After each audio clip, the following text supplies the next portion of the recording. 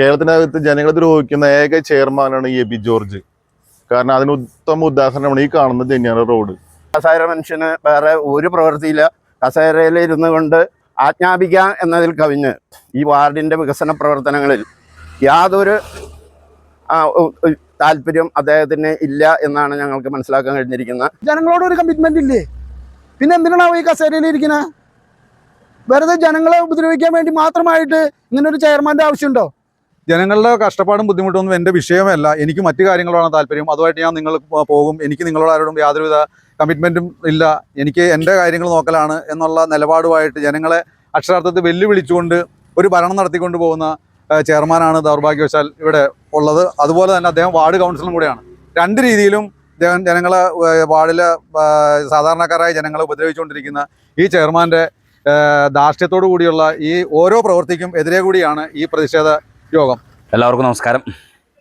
പുതുവത്സര ദിനത്തിൽ തന്നെ ഒരു പ്രതിഷേധത്തിൻ്റെ കാഴ്ചയാണ് നിങ്ങൾക്ക് മുന്നിൽ ഇപ്പോൾ കാണിക്കാൻ പോകുന്നത്. ഞാൻ നിൽക്കുന്നത് പോട്ട ധന്യാനഗർ റോഡാണ്. വാർഡിലെ കൗൺസിലർ എബി ജോർജ്, അതായത് ഇവിടുത്തെ ചെയർമാൻ. ഈ റോഡിൻ്റെ സ്ഥിതി എന്ന് പറഞ്ഞാൽ വളരെ ദയനീയമായിട്ടൊരു സ്ഥിതിയാണ്. അമൃതം പദ്ധതിയുടെ ഭാഗമായിട്ട് ഇവിടെ സൈഡ് പൊളിച്ചിട്ടുണ്ട്. നിങ്ങൾ നോക്കണം, ഒരുപാട് സ്കൂൾ ബസ്സുകൾ പോകുന്ന സംഭവമാണ്. ഇതൊക്കെ പ്രശ്നമായിട്ട് നിൽക്കണം. എന്താണെന്ന് വെച്ചിട്ടുണ്ടെങ്കിൽ സൈഡിൽ കാനെടുത്തിട്ടിട്ട് ഇപ്പോൾ പുതിയ പൈപ്പ് ഇട്ടു. ആ പൈപ്പ് പൊട്ടി വെള്ളം പോയിക്കൊണ്ടിരിക്കുന്നു. തൊട്ട് സൈഡിൽ ഇവിടെ പലപ്പോഴും വണ്ടിക്കാർ തമ്മിൽ അങ്ങോട്ട് സൈഡ് കൊടുക്കണമെന്ന് ചൊല്ലി വലിയ വിഷയങ്ങളാണ്. കാരണം അപ്പുറത്തുനിന്ന് താഴും. ഇത് ഇത്രയും നാളായി. നഗരസഭാ ചെയർമാൻ്റെ വാർഡിൽ നടക്കുന്ന സംഭവമാണ് ഞാൻ നിങ്ങളെ കാണിച്ചു തരുന്നത്. നാട്ടുകാർ പറയുന്നത് ഇദ്ദേഹം കസേരയിൽ ഇരിക്കുന്ന ഒരു കസേര മനുഷ്യനായിട്ട് മാറിയിരുന്നാണ് പറയണത്. നാട്ടുകാർ പറയുന്നത് കസേരയിൽ ഇരിക്കുന്ന കസേര മനുഷ്യനായിട്ട് മാറിയിരിക്കുന്നു എന്നൊരു കാര്യമാണ് ഇപ്പോൾ ഇവിടെയുള്ള ആളുകൾ പറഞ്ഞുകൊണ്ടിരിക്കുന്നത്. ഇപ്പോൾ ഇവിടെ LDF-ൻ്റെ നേതൃത്വത്തിൽ പ്രതിഷേധം സംഘടിപ്പിക്കുകയാണ്. ഈ റോഡിൻ്റെ സ്ഥിതി എന്ന് പറഞ്ഞാൽ വളരെ ശോചനീയമായിട്ടുള്ളൊരു സ്ഥിതിയിലേക്കാണ് പ്രദേശത്തുള്ള ആളുകൾ വളരെ ബുദ്ധിമുട്ടേറിയ സാഹചര്യത്തിലൂടെയാണ് പോകുന്നത്. LDF-ൻ്റെ നേതൃത്വത്തിൽ ഇവിടെ പ്രതിഷേധം സംഘടിപ്പിക്കുന്ന കാഴ്ചയിലേക്കാണ് ഈ പുതുവത്സര ദിനത്തിൽ 2025 ജനുവരി 1-ാം തീയതി തന്നെ ചാലക്കുടി നഗരസഭാ ചെയർമാനെതിരെ അദ്ദേഹത്തിന്റെ വാർഡിൽ തന്നെ ഈ പ്രതിഷേധ കാഴ്ചയിലേക്ക് നമുക്ക് കടന്നില്ല. കേരളത്തിനകത്ത് ജനങ്ങളെ ദ്രോഹിക്കുന്ന ഏക ചെയർമാനാണ് എബി ജോർജ്. കാരണം അതിന് ഉത്തമ ഉദാഹരണമാണ് ഈ കാണുന്നത് തന്നെയാണ് റോഡ്. ഈ കസേര മനുഷ്യന് വേറെ ഒരു പ്രവൃത്തിയില്ല. കസേരയിൽ ഇരുന്നു കൊണ്ട് ആജ്ഞാപിക്കാം എന്നതിൽ കവിഞ്ഞ് ഈ വാർഡിൻ്റെ വികസന പ്രവർത്തനങ്ങളിൽ യാതൊരു താല്പര്യം അദ്ദേഹത്തിന് ഇല്ല എന്നാണ് ഞങ്ങൾക്ക് മനസ്സിലാക്കാൻ കഴിഞ്ഞിരിക്കുന്നത്.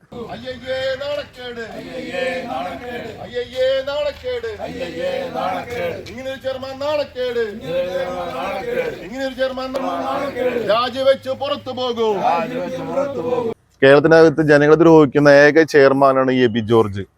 കാരണം അതിന് ഉത്തമ ഉദാഹരണമാണ് ഈ കാണുന്നത് തന്നെയാണ് റോഡ്. രാജിവെച്ച് പുറത്തു പോകൂ. ഇൻക്ലാബ് സിന്ദാബാദ്. ഇൻക്ലാബ് സിന്ദാബാദ്. ഇൻക്ലാബ് സിന്ദാബാദ്. ഇൻക്ലാബ് സിന്ദാബാദ്. ഈ കസേര മനുഷ്യന് വേറെ ഒരു പ്രവൃത്തിയില്ല.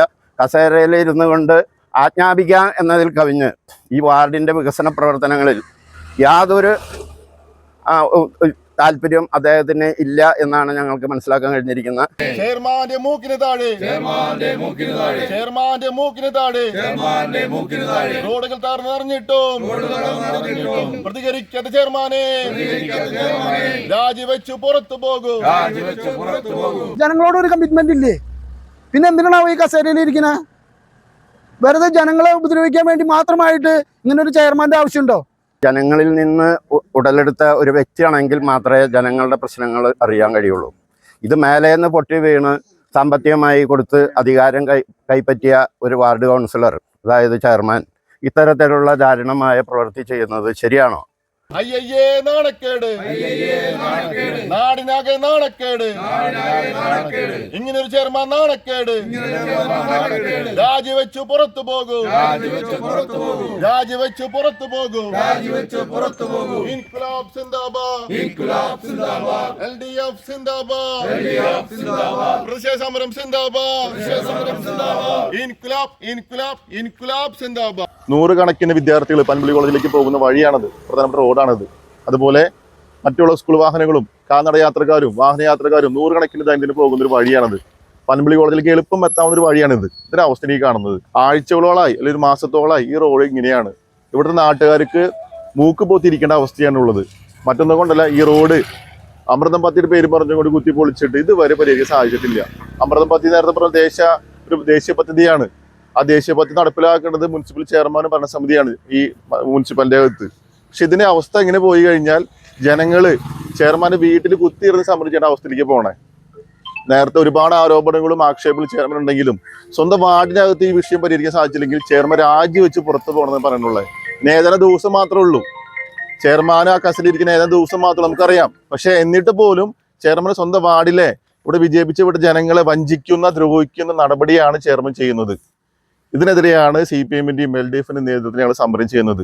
ഇത് ഉടനെ പരിഹരിക്കണം. പരിഹരിച്ചില്ലെങ്കിൽ ചെയർമാന്റെ വീട്ടിലേക്കും നഗരസഭയിലേക്കും വേണ്ടപ്പെട്ട വകുപ്പിന്റെ മേധാവികൾക്ക് ഞങ്ങൾ പരാതി മാത്രമല്ല കൊടുക്കുക, ഞങ്ങൾ കുത്തിയിരുന്ന് സമരം ചെയ്യും ഇത് പരിഹരിക്കാൻ വേണ്ടി.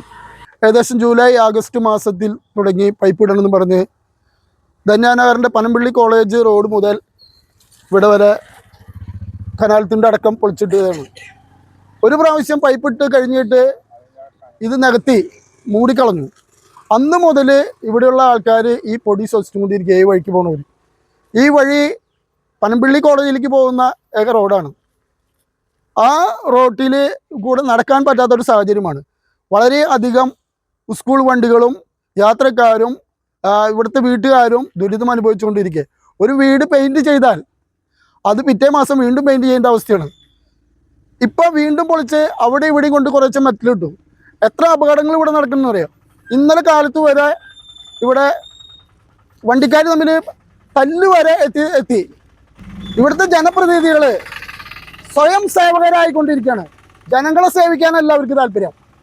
അവർക്ക് ആ കസേരകൾ, കൗൺസിൽ സ്ഥാനോ ചെയർമാൻ സ്ഥാനോ ഇനി MLA MP ഒക്കെ ആവാനുള്ള ആഗ്രഹം മാത്രമേ ഉള്ളൂ. ഒരു 50% നെറിവ് ജനങ്ങളോടുണ്ടെങ്കിൽ മാസങ്ങളായിട്ട് പൊടിച്ചിട്ടിരിക്കുന്ന ഈ റോഡ് ഇങ്ങനെ കിടക്കില്ല, നിത്യ നരകത്തിലേക്ക് തള്ളിവിടാം. ആ രീതിയിൽ തന്നെ ഒരു മാസം കൂടി ഇത് നിന്ന് കഴിഞ്ഞാൽ ഇവിടെ ശ്വാസം മുട്ട് വരാത്ത ഒരു രോഗികളുണ്ടാവില്ല. ഇത് പുതിയ പൈപ്പ് ഇട്ട് പോയുള്ളൂ. നിങ്ങളെ കാണിച്ചു തരാം. അവിടെ ഈ ചക്കലക്ക് വർക്കേട്ടൻ്റെ വീടിൻ്റെ പഠിക്കുക പൊട്ടി ദിവസങ്ങളായി വെള്ളം പോയി റോഡ് കവിഞ്ഞുകൊണ്ടിരിക്കുകയാണ്. ഒരു മര്യാദയുടെ ഒരു അക്ഷരം ഇവർക്കുണ്ടെങ്കിൽ ഇത് ഒന്നും നന്നാക്കില്ലേ. 3 മീറ്ററാണ് ഈ ടാറിങ്. ഈ ടാറിങ് ചെയ്തതിൻ്റെ കാൽഭാഗം കുത്തിപ്പൊളിച്ചിട്ട് ഇത്രയും ദിവസങ്ങളായി. ഇപ്പോൾ ഈ ക്രിസ്മസ്, ന്യൂ ഇയർ, ഈ സമയങ്ങളിലെല്ലാം ഇനി 50 തിരുനാൾ വരുന്നുണ്ട്. ഇത്രയും കാര്യങ്ങളൊക്കെ ഉള്ളപ്പോഴും ജനങ്ങൾക്ക് സഞ്ചാരയോഗ്യമാക്കാനായിട്ട് ഇദ്ദേഹത്തിന് കഴിഞ്ഞില്ലെങ്കിൽ നേരത്തെ ഉദ്ഘാടകൻ പറഞ്ഞ മാതിരി എന്തിന് ഇത്രയും നാൾ ഇനി ഇരിക്കണം? ഈ 18 ദിവസം വേണ്ട, അതിൽ മുന്നേ രാജിവെക്കുകയായിട്ട് നല്ലത്. ഞാൻ 18-ാം ദിവസം രാജിവെക്കുന്നു പറഞ്ഞത് അദ്ദേഹത്തിൻ്റെ പിതാവിൻ്റെ കെട്ടിട ഉദ്ഘാടനം ചെയ്യാൻ വേണ്ടി മാത്രമാണ്. ആ ഉദ്ഘാടനം കഴിഞ്ഞാൽ പിന്നെ അദ്ദേഹത്തിന് ഒരു പ്രശ്നവുമില്ല. അപ്പോൾ അതുവരെ കാത്തിരിക്കാൻ വേണ്ടിയിട്ടാണ് അദ്ദേഹം ഇങ്ങനെ ഇരിക്കുന്നത്. ഈ നാടിനെയും നാട്ടുകാരെയും അങ്ങേയറ്റം വേദനിപ്പിക്കുന്നതും കഷ്ടപ്പെടുത്തുന്നതുമായിട്ടുള്ള ഇദ്ദേഹത്തിൻ്റെ ഈ പ്രവൃത്തി എത്രയും വേഗം അവസാനിപ്പിക്കുക. ഇന്നാൾ ഞാൻ ചോദിച്ചപ്പോൾ പറഞ്ഞത് വാട്ടർ അതോറിറ്റിയുടെയാണ്, കരാറുകാരാണ് അത് ചെയ്യേണ്ടത്. ഈ മുനിസിപ്പൽ ചെയർമാന് കരാറുകാരെ വിളിച്ചു കൊണ്ടുവന്ന് ഇത് പ്രവർത്തിക്കാൻ പറ്റില്ലേ? ഏകദേശം 1.5 മാസക്കാലമായിട്ട് കോട്ടയിലെ 2-3 വാർഡിലെ ജനങ്ങൾക്ക് ബുദ്ധിമുട്ടും ജനങ്ങളെ വെല്ലുവിളിച്ചുകൊണ്ട് ഈ ഒരു ധന്യാനഗർ റോഡ്, ധന്യാനഗർ പോട്ട ജംഗ്ഷൻ റോഡ് അമൃതം പദ്ധതിയുടെ ഭാഗമായിട്ട് പൊളിച്ചിട്ടിട്ട് ആൾക്കാർ ബുദ്ധിമുട്ടിക്കൊണ്ടിരിക്കുകയാണ്. കേരളത്തിനകത്ത് ജനങ്ങളെ ദ്രോഹിക്കുന്ന ഏക ചെയർമാനാണ് എബി ജോർജ്. കാരണം അതിന് ഉത്തമ ഉദാഹരണമാണ് ഈ കാണുന്നത് ധന്യാനഗർ റോഡ്. നേരത്തെ സൂചിപ്പിച്ച പോലെ 100 കണക്കിന് വിദ്യാർത്ഥികൾ പനമ്പള്ളി കോളേജിലേക്ക് പോകുന്ന വഴിയാണത്, പ്രധാനപ്പെട്ട റോഡാണത്. അതുപോലെ മറ്റുള്ള സ്കൂൾ വാഹനങ്ങളും കാൽനട യാത്രക്കാരും വാഹനയാത്രക്കാരും 100 കണക്കിന് ദൈനംദിനം പോകുന്നൊരു വഴിയാണത്. പനമ്പള്ളി കോളേജിലേക്ക് എളുപ്പം എത്താവുന്നൊരു വഴിയാണിത്. ഇതിന്റെ അവസ്ഥ ഈ കാണുന്നത്. ഈ കസേര മനുഷ്യന് വേറെ ഒരു പ്രവൃത്തിയില്ല. കസേരയിൽ ഇരുന്നു കൊണ്ട് ആജ്ഞാപിക്കാം എന്നതിൽ കവിഞ്ഞ് ഈ വാർഡിൻ്റെ വികസന പ്രവർത്തനങ്ങളിൽ യാതൊരു താല്പര്യം അദ്ദേഹത്തിന് ഇല്ല എന്നാണ് ഞങ്ങൾക്ക് മനസ്സിലാക്കാൻ കഴിഞ്ഞിരിക്കുന്നത്.